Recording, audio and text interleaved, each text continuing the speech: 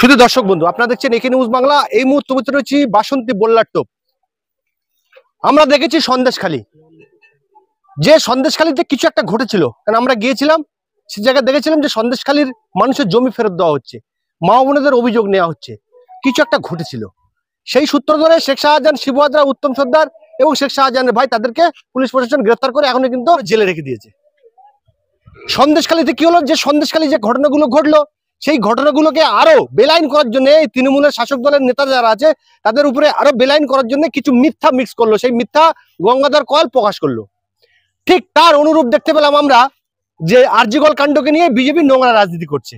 কি করছে? নবান্ন অভিযান। নবান্ন অভিযানে যেতে পারে, নবান্ন অভিযানে যাক, কিন্তু নবান্ন অভিযানে যাওয়ার পরে বাধা পেয়ে সেই নবান্ন অভিযানে যারা গিয়েছিল বলছে ছাত্র, সেই ছাত্ররা কি ইট মেরে পুলিশের চোখ নষ্ট করে দেয়?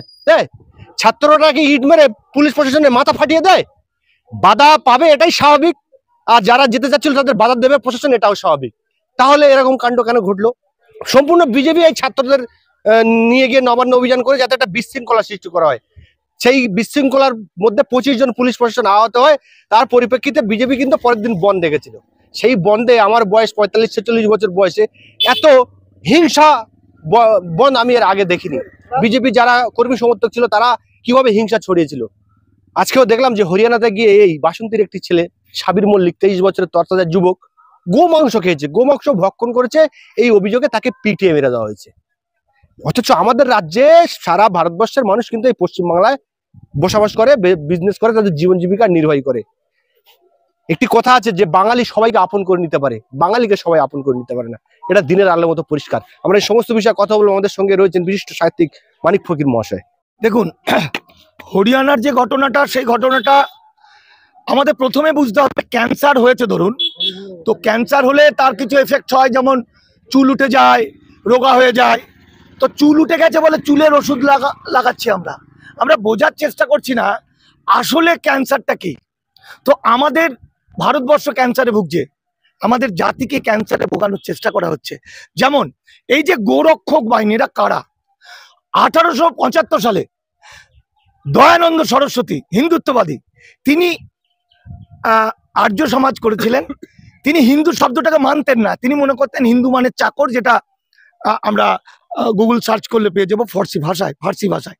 এই দয়ানন্দ সরস্বতী মনে করতেন ভারতবর্ষে একটাই ধর্ম, সেটা এই সনাতন ধর্ম, বা আজকে যাদেরকে হিন্দু বলা হচ্ছে। আর বাকি সমস্ত ধর্মটাই কোনো ধর্ম নয়। এবং তিনি বলেছিলেন ভারতবর্ষকে আর্য যুগে ফিরিয়ে নিয়ে যেতে হবে, সেই দাস, তার মানে সেই দাস যুগ, সেই মনুস্মৃতির যুগ। তাদেরই পদাঙ্গ অনুসরণ করেছে আরএসএস, তাদেরই পদাঙ্গ অনুসরণ করেছে বিজেপি। এই দয়ানন্দ সরস্বতীরাই করেছিলেন গোরক্ষক বাহিনী। আসলে গরুর মাংস, এই গো মাংসটা কারা খেতেন? আমাদের বেদ পুরাণ, যদি আমরা ধর্মগ্রন্থগুলো ঘাঁটি তাহলে দেখব যে ব্রাহ্মণরা গো মাংস বেশি খেতেন। স্বামী বিবেকানন্দ নিজে খেয়েছিলেন এবং নিজে লিখেওছেন। ফলে গো মাংসটা ফ্যাক্টর নয়, ফ্যাক্টরটা হচ্ছে কোনো একটা ইস্যু নিয়ে দুটো হিন্দু মুসলমানের মধ্যে বিভেদ করে দিয়ে, এই বিভেদের মধ্যে দিয়ে দাঙ্গা লাগিয়ে দিয়ে নিজেদের ফায়দাটা, অর্থাৎ তথাকথিত আর্য রাষ্ট্র বা হিন্দু রাষ্ট্র তৈরি করা, এটা হলো মূল ফ্যাক্টর। আর আজকে 2024 সাল, 1925 সালে আরএসএস প্রতিষ্ঠার লগ্ন থেকে বলেছিল 2024 সালের মধ্যে ওরা ভারতবর্ষকে হিন্দু রাষ্ট্র করবে। 2025-এ হিন্দু রাষ্ট্র ঘোষণা। হিন্দু রাষ্ট্রের কারা দাস থাকবে? হিন্দু রাষ্ট্র হবে অথচ দাস থাকবে না, হয় না। কৃতদাস কারা থাকবে? কৃতদাস থাকবে দেশের শূদ্ররা, শূদ্র জাতি। যে কারণে এই যে 13ই ডিসেম্বর যে গৌহাটি হাইকোর্টের রায়, ভারত সরকার ভার্সেস আরেকজনের যে মামলা সারা ভারতের লাগু হবে, সেই হিসেব অনুযায়ী বাংলার 5 কোটি মানুষ চিরকালের জন্য বেনাগরিক হচ্ছে। এই 5 কোটি মানুষের মধ্যে 99% হিন্দু। তাহলে এই বেনাগরিক যারা হচ্ছে, এই বেনাগরিক হতে গেলে তারা তো লড়াই করবে, প্রতিবাদ করবে। তাহলে তারা যদি যাতে প্রতিবাদ না করে, সেই জন্য মুসলমানদের মারা হবে। কারণ মুসলমানরা কারা? মুসলমানরা 48 সালের আগে থেকে বাস করছে। তাহলে মুসলমানদের বাড়ি যদি ভেঙে দেওয়া যায়, মুসলমানদের খুন করা হয়, নৃশংসভাবে খুন করা হয়, আর সেটা নিয়ে যদি মানে উল্লাস করা হয়, তাহলে হিন্দু উদ্বাস্তুরা মনে করবে যে এটা মুসলমানদের বিষয়, আমাদের বিষয় নয়, কিন্তু ততক্ষণে তার ভোটার কার্ড, প্যান কার্ড, আধার কার্ড, পাসপোর্ট সব বাতিল হয়ে যাবে। এটা একটা পলিসি। আজকে 13ই ডিসেম্বরের যে আইন, 13ই ডিসেম্বরের যে রায়, একটা 2017 রায়, একটা পরিবারের একজন বেনাগরিক হলে পরিবারের সবাই বেনাগরিক। 13ই ডিসেম্বরের রায় হচ্ছে 48 সালের পরে যারা এসছেন এবং নাগরিকত্বের জন্য আবেদন করেছিলেন কিন্তু নাগরিকত্ব পাননি, তাদের ভারত সরকার 5টা অফার দিচ্ছে। একটা, চিকিৎসা পাবে, খাদ্য পাবে, মানে রেশন পাবে, শিক্ষার অধিকার পাবে, আর একটা মারাত্মক, থাকতে পাবে কিন্তু জমি জায়গা কিনতে বেচতে পারবে না। আর একটা হচ্ছে কাজ পাবে কিন্তু সরকারের কোনো কাজ পাবে না, এবং তারা পালাতে পারবে না। তাদের পাসপোর্ট বাতিল করে দেওয়া হচ্ছে। কেউ যদি চান আমাকে ফোন করবেন, আমার 9836327536, আমি দামাল বাংলা চেয়ারম্যান বলছি। আমি আইনটাকে পাঠিয়ে দেবো, যেটা লাগু হচ্ছে, যেটা মমতা ব্যানার্জি মানছে না। যেহেতু মমতা ব্যানার্জি মানছে না, তাই মমতা ব্যানার্জিকে তাড়াতে হবে। তাড়াতে গেলে এই বাংলাদেশের যে ঘটনাটা, সেটা থেকে তো যা ক্যাশ করা হয়ে গেছে। বাংলাদেশের ঘটনাকে কেন্দ্র করে প্রচুর মিথ্যা ছড়ানো হয়েছে। সেই মিথ্যায় উদ্বেলিত হয়ে হিন্দু নিধন হচ্ছে, হিন্দুরা বর্ডারে চলে এলো। এখানকার তৃণমূল, সিপিএম, কংগ্রেসের অনেক মানুষ তারা হিন্দুত্ববাদী হয়ে উঠলো, বলছে আসলে তো আমি হিন্দু, তৃণমূল হতে পারি, আমি সিপিএম হতে পারি, আসলে তো আমি হিন্দু। এই আসলে আমি হিন্দু বলে এরা সবাই কিন্তু হিন্দুত্ববাদী হয়ে গেল। আর যেই তখনই 5 তারিখের হয়েছিল বাংলাদেশের গণঅভ্যুত্থান, 9 তারিখে আমাদের তিলোত্তমা খুন হলো, রেপ খুন হলো। 9 তারিখের মধ্যে কিন্তু হিন্দুত্ববাদ জেগে গেছে। তখন শুভেন্দু RSS টুকুস করে বাংলাদেশ ইস্যু থেকে সরে এদিকে নজর দিল। আর বর্ডারের ওই মানুষগুলো কি হলো?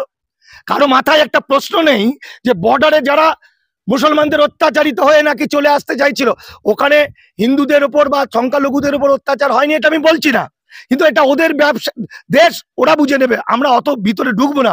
তাহলে তারা বাংলায় আসতে না পেরে তারা সবাই বাড়ি চলে গেল, আর কোনো মুসলমান তাকে মারলো না। কেউ ফিস্ট করলো, কেউ শ্বশুর বাড়ি গেল, মানে মুসলমান সমস্যা মিটে গেল হিন্দু বাংলাদেশে। এবার তখন ফোকাসটা ঘুরিয়ে দিল এইদিকে, পশ্চিমবঙ্গের দিকে। পশ্চিমবঙ্গের জন্য কি দরকার? এমন একটা জায়গার ঘটনা দরকার যাতে সব মানুষ উদ্বেলিত হয়, সেটা হলো ডাক্তার। ডাক্তারকে লোকে ভগবান মনে করে। তাহলে ডাক্তার যদি হয়, তাহলে তিলোত্তমার ঘটনাটা, একটা ডাক্তারের ঘটনাটা এরা কিছুতেই ছাড়তে চাইলো না। তিলোত্তমাকে খুন করেছে কে? রেপ করেছে কে? 24 ঘন্টার মধ্যে তাকে জেরা করেছে। আমি প্রশ্ন করতে চাই, পৃথিবীতে এমন কোন ওস্তাদ আছে, রেপিস্ট, খুনি, ডাকাত, চিটিংবাজ, ফেরেববাজ, যে ওই সিবিআই এবং সিআইডির জেরার সামনে ভেঙে পড়বে না? পোঁদে 2 মারবে আর বড় করে বলে দেবে, এটাই এদের ধর্ম। বিপ্লবীরা বলে না, তাও কোন বিপ্লবী মরে গেলেও, হোচিমিনের গল্প আমরা জানি, আমরা অনেকের কথা জানি যে বিপ্লবীরা মরে গেলেও বলে না এই রেপিস্টরা কখনো ওই বিপ্লবী হয় না। ওই প্রথম দিনই ঠেঙিয়েছে আর বলে দিয়েছে, কিন্তু সেই যে বলে দিয়েছে ওটা কিন্তু কোনো মিডিয়া দেখালো না। কি বলেছিল? ওই ছেলেটা কিভাবে মেরেছে বলে দিল। তারপরে যেটা, সেটা মিডিয়া দেখালো না, সোশ্যাল মিডিয়া তোমরা 2-4 জনে দেখিয়েছো। তারপরে কি দেখালো? তারপরে দেখালো যে তার ময়নাতদন্ত রিপোর্ট আর ওর বলা 100% মিলে গেল, সেটাও টিভিতে দেখালো না। তারপরে কি দেখালো? ডিএনএ টেস্ট, যে রেপ করেছে তার ডিএনএ টেস্ট, আর ওইখানে যে পাওয়া গেছে যে বীর্য, তার ডিএনএ টেস্ট মিলে গেল একই। অর্থাৎ এমন নয় তো যে ওই যে ছেলেটা খুন করেছে ও কিন্তু অন্তস্থ রায় নয়, রায় অবাঙালি এবং RSS বিজেপি। এমন নয় তো, যেহেতু এবার ও খুনটা কিভাবে করলো? ও খুন করেছে, কাগজ বলছে যে ও ওই দিন সোনাগাছি গেছিল রাত্রে, মোটরসাইকেল চালিয়ে এসে ঠিক একটা টাইমে ঢুকে পড়লো, ঢুকে কাজ করে বেরিয়ে চলে গেল। তার মানে তার পূর্ব পরিকল্পিত, কোনো ইমোশনাল কিছু করেনি, তাহলে প্ল্যান করেই গেছে। তাহলে এমন একজনকে দরকার যার সঙ্গে পুলিশের যোগাযোগ, যাতে ফাঁসানো যায়, যার সঙ্গে হসপিটালের যোগাযোগ। ফলে টোটাল ব্যাপারটা এমন নয় তো, একে যেহেতু ধরা পড়ে গেছে এ বলে ফেলবে, সেই জন্য সরিয়ে দিল সিবিআই এর দিকে। অর্থাৎ সিবিআই মানেই তো হচ্ছে RSS, সিবিআই মানেই বিজেপি, যারা হিন্দু রাষ্ট্র চাইছে, যারা বাংলায় 5 কোটি বাঙালিকে শেষ করতে চাইছে। অর্থাৎ সমস্ত মিডিয়া একই কথা বলতে লাগলো, মানুষকে জাগিয়ে দিল। মিডিয়াতে ফেক নিউজ ছড়ানো হলো, বড় বড় মিডিয়াতে 150 গ্রাম বীর্যর কথা বললো, আজকে পাবলিক গিয়ে যদি তাদের বেধড়ক পেটায় তাহলে মনে হয় এই পাপ খণ্ডাবে না। মানুষকে হিন্দুত্ববাদে জাগ্রত করে দিল, আর ফিটিং হলো সুপ্রিম কোর্ট, ফিটিং হলো কলকাতা হাইকোর্ট। সমস্তটাই একটা পরিকল্পনা করার পর মূল উদ্দেশ্য হলো মমতা বন্দ্যোপাধ্যায়কে সরিয়ে দিয়ে। আরে ভাই, নারী জাতি হলো আমাদের কাছে এর কোনো ভাষা নেই, অর্ধেক আকাশ চেয়েও বড়। নারীরাই তো পৃথিবীর সব, আমাদের মা নারী। সুতরাং মমতা ব্যানার্জি কি নারী নয়? তাহলে একটা মহিলা, সে মুখ্যমন্ত্রী, সে নারী নয়? তাহলে তার সম্পর্কে খিস্তি কুৎসা, খুন করবো, লাথি মারবো, তাড়াবো, সেগুলো তো আমাদের হৃদয়ে বাজছে না। তাহলে গল্পটা আমি এখানে শেষ করছি। আমার একটা উপন্যাস বেরোচ্ছে এইটা নিয়ে, পুরো আমি সাল তারিখ ডিটেলস দিয়ে দেবো। এর সঙ্গে শুভেন্দুরা কিভাবে জড়িয়ে আছে, কি পদ্ধতিতে এই ঘটনাটা ঘটানো হয়েছে। তার কারণ হচ্ছে এটার পিছনে আছে হিন্দুত্ববাদী চক্রান্ত। বাংলাকে ফেলে দিয়ে বাংলায় এনআরসি লাগু করে 4 থেকে 5 কোটি মানুষকে চিরকালের জন্য বেনাগরিক করা, তার একটা পার্ট। আমার সাবিরের মতো একটা বাচ্চা ছেলে, আমার চোখ ফুটে জল বেরিয়ে আসছে, যন্ত্রণা হচ্ছে। সাবির আর আমার ছেলের মধ্যে পার্থক্য কি? এই সাবির মল্লিক, তার একটা বাচ্চা, ফুটফুটে বউ, 2.5 বছরের বাচ্চা।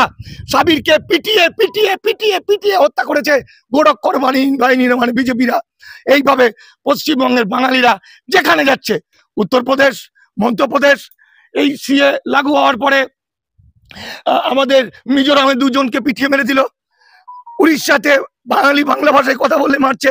আসলে যেহেতু স্বাধীনতার সময় ভারতবর্ষ ওরা চেয়েছিল হিন্দু রাষ্ট্র করা, যেহেতু বাবা সাহেব আম্বেদকর, যোগেন্দ্রনাথ মন্ডল এবং তাদের আদর্শ হরিগুরুচাঁদ ঠাকুরের জন্য যেহেতু ভারতবর্ষ হিন্দু রাষ্ট্র হয়নি, যেহেতু ভারতবর্ষ গণতান্ত্রিক দেশ হয়েছে, সেই রাগ থেকে, সেই ঘৃণা এবং সেই রাগ থেকে বাঙালি জাতিকে প্রতিশোধ দিতে চায়। যে বাঙালি ভারতবর্ষের স্বাধীনতা এনেছে, যে আরএসএস, আজকে আরএসএস এর কথা শুনে উদ্বাস্তুরা চিৎকার করছে, বাঙালি উদ্বাস্তু হিন্দুরা বাংলাদেশে এসে বিজেপি হয়ে যাচ্ছে।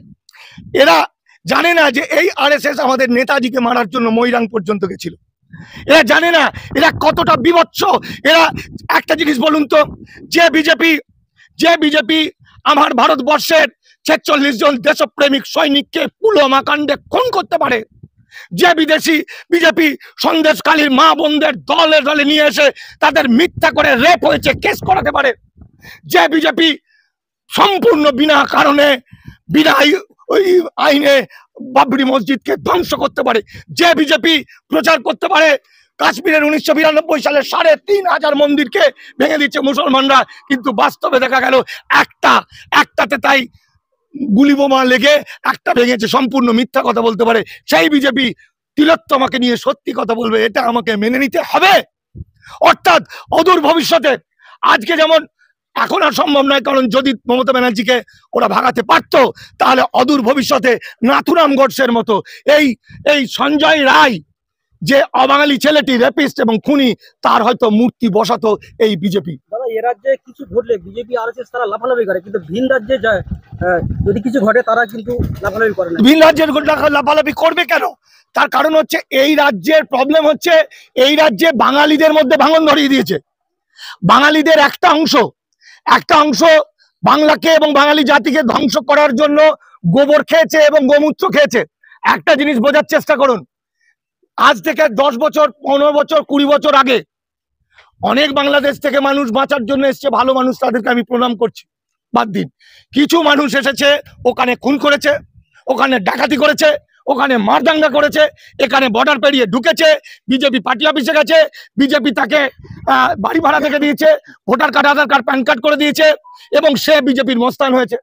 তারাই ঘটনাগুলো ঘটাচ্ছে একদম। মানে পুরোপুরি যদি মমতা বন্দ্যোপাধ্যায় যদি একটু বোঝার চেষ্টা করে, এবং মমতা ব্যানার্জির তৃণমূল পার্টির ভিতরেও প্রচুর বিজেপি আরএসএস এর লোক আছে, সেইগুলো যদি পরীক্ষা করে, তাহলে বুঝতে পারবে আসলে বাঙালি জাতিকে ধ্বংস করার জন্য, আর বাঙালি জাতিকে ধ্বংস করতে গেলে মুসলমানদের ধ্বংস করতে হবে। তার কারণ হচ্ছে ওই যে বাংলাদেশ থেকে যারা এসছে 48 সালের পরে, দেশভাগের পরে, তাদেরকে বুক দিয়ে আগলে রেখেছে কিন্তু পশ্চিমবঙ্গের মুসলমানরা। বাংলার মুসলমানরা জমি দিয়েছে, থাকার জায়গা দিয়েছে, আশ্রয় দিয়েছে, তারাই কিন্তু এদেরকে রক্ষা করার চেষ্টা করেছে, সেদিনও করেছে, আজকেও করেছে। সুতরাং মুসলমান হিন্দু বলে কিছু নেই, সবটা বাঙালির বিষয়। অর্থাৎ এই যে পিটিয়ে খুন করেছে এ বিষয়ে বলার ভাষা আমার নেই। আজকে যেভাবে তিলোত্তমাকে খুন হতে হয়েছে, যেভাবে আন্দোলন হচ্ছে, আমরা চাই ওটা বাঙালি সমাজ এইভাবে জেগে উঠুক। তাহলে আপনি বলতে চাইছেন তিলোত্তমার কেসে কি শুভেন্দু জড়িত আছে, আপনি এটা বলতে চাচ্ছেন? আমি একটা উপন্যাস লিখছি, এর আগে আমি যা যা এই রিসার্চ মূলক উপন্যাস লিখেছি, আমার একটা উপন্যাস নিয়ে একজন ডক্টরেট করেছেন কার্তিক বাবু। এর সময় আমার উপন্যাস চোখের পানি, সিনেমা হয়েছে লালগড়ের সময় আমার চোখের পানি হচ্ছে লালগড়, সিঙ্গুরের সময় ভালো নেই, আমার আদিবাসী আন্দোলন রমা মান্ডি সারেন্ডার করেনি, কোনোটা সিনেমা হয়েছে।